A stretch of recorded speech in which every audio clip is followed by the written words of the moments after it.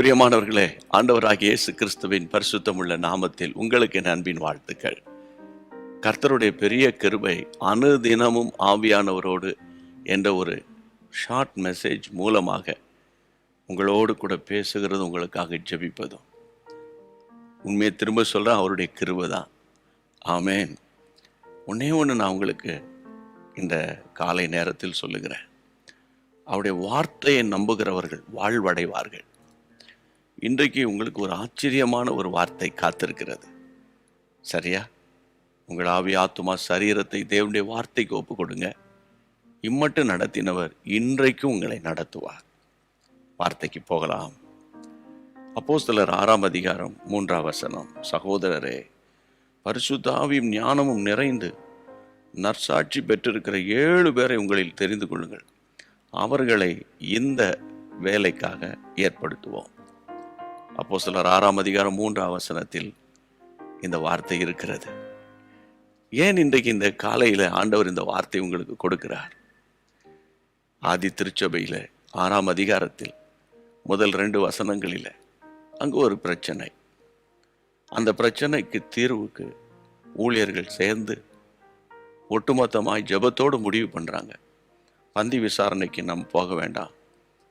அந்த பந்தி விசாரணைக்கு சாதாரண தமிழில் சொன்னால் சாப்பாடு பரிமாறுகிற அந்த வேலைக்கே அங்கே பார்த்தீங்களா, பரிசுத்த ஆவியினாலும் ஞானத்தினாலும் நற்சாட்சி பெற்றவனாக இருக்கணும்னு சொல்கிறாங்க. இதை நான் எப்படி பார்க்கிறேன் என்றால், என் அன்பு தேவனுடைய பிள்ளைகளை, அங்கே ஒரு குழப்பம். அந்த குழப்பத்தை மாற்றுவதற்கு அபிஷேகம் பெற்றவர்கள் தேவை. இன்றைக்கு உங்கள் வீட்டுக்குள்ளே இருக்கிற குழப்பம், உங்கள் சிந்தையில் இருக்கிற குழப்பம், உங்கள் இருதயத்தில் இருக்கிற குழப்பம், நீண்ட காலமாக இருக்கிற குழப்பம் எதுவாக இருக்கலாம், ஆவியானவரால் கூடாதது ஒன்றுமில்லை. அவர் எங்கேயோ அங்கு விடுதலை உண்டு. பாருங்கள், அபிஷேகம் பெற்றவர்களை தீர்மானிக்கிறாங்க. அதுக்கு பிறகு அந்த ஊழியம் நல்லா போயிட்டு இருக்கு. பரிசுத்த ஆவியானவர் தான் உங்களுக்கு இந்த வார்த்தையை கொடுக்கிறார். எந்த விதமான பிரச்சனையும் தீர்வுக்கு அவரே பரிகாரி. ஆவியில் நிரம்பி நீங்கள் ஜெபிக்கணும். அவருடைய பாதத்தில் இதை ஒப்பு கொடுத்துடணும். அவர் உங்கள் குழப்பத்தை மாற்றுவார். நான் உங்களுக்கு சொல்கிறேன், ஆவியில் நிரம்பி ஜெபம் பண்ணிட்டு அவர் பாதத்தில், அவர் கையில் ஹேண்ட் ஓவர் பண்ணிடுங்க. ஆச்சரியமாய் அவர் நடத்துவார். ஜெபம் பண்ணலாமா?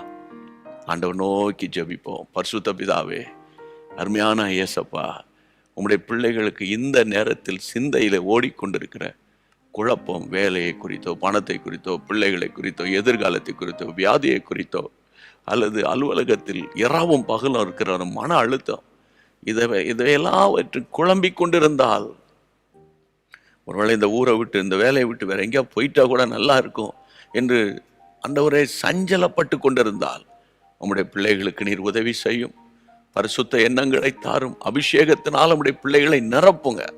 ஆவியானவர் தாமே உம்முடைய பிள்ளைகளோடு கூட இருந்து ஆச்சரியமான ஒரு கதவுகள் திறக்கப்படும்படி நான் ஜெபிக்கிறேன்.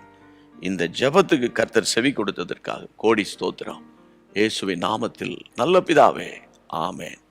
பிரியமானவர்களே, குழப்பத்தை மாற்றுகிற கையில் நீங்கள் உங்களை ஒப்பு கொடுத்துட்டீங்க. இனி நீங்கள் என்ன செய்யணும்? நல்ல ஸ்தோத்திரம் பண்ணிக்கிட்டே நாள் முழுவதும் ஆண்டவருடைய கிருபையை சார்ந்து கொள்ளுங்க.